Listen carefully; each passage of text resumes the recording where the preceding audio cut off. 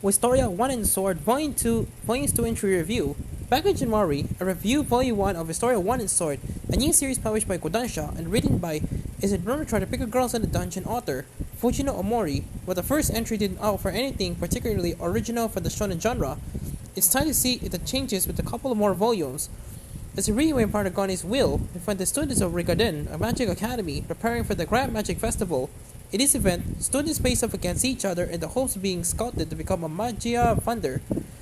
To begin with, Will has no intention of joining, having taken part in the Biennial Magica Festival in his second year, and being mocked for his lack of magic talent. However, one evening, the third Will works at part-time is visited by top student Julius, who mocks Will and the dwarves that run the place. In the end, Julius challenges Will to prove himself in the Grand Magic Festival. But if he wins, Julius will apologize to the dwarves. Should he lose, Julius may that Will lead the academy. To take part in the event, you need the party of three, so Will teams up with his only friend Colette, and then invites Sion, a student Will saved previously in the dungeon. Together, they aim to show their force will be reckoned with, but naturally, Julius has set plenty of traps to try to prevent Will's party from advancing. Volume 3 continues the Grand Magic Festival arc, with Will facing off in a duel with Julius one-on-one. This allows artist Toshi Aoi to show off their skills, but there's not a great deal to talk about in terms of the plot.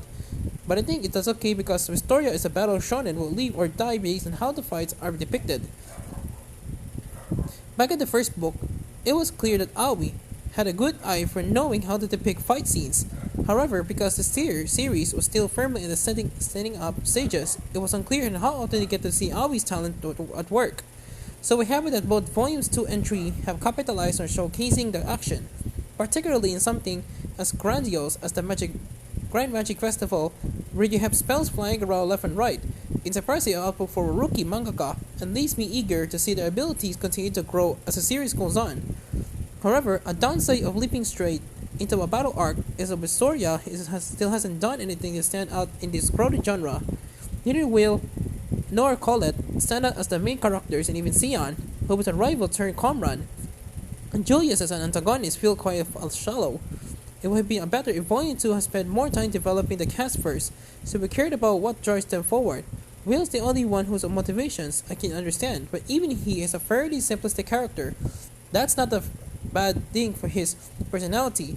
It's very like the author Fujino Omori to write him like this as a similar to Bell and Danmachi, but while it would not entice long-term fans to read the series, it's just not going to cut it for the average shonen reader.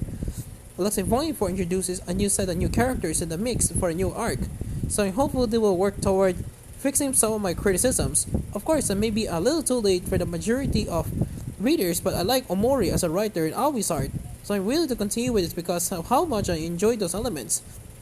As previously mentioned, Wistoria 1 and Sword Volumes 2 and 3 comes to the West thanks to Kodansha, but they continue to be translated by Aletia and Atina Nibley. The lettering hasn't changed hands from Sarah Linsley and World Design, and while it's a shame to have a design studio created instead of a person, I can at least say there's no problems with the quality of the lettering itself.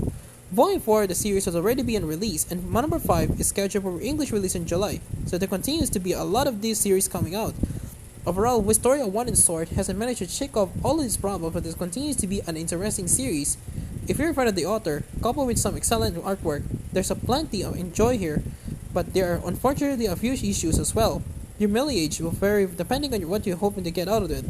Our review copies for Kodansha were supplied by Diamond Book Distributors UK, 7 out of 10.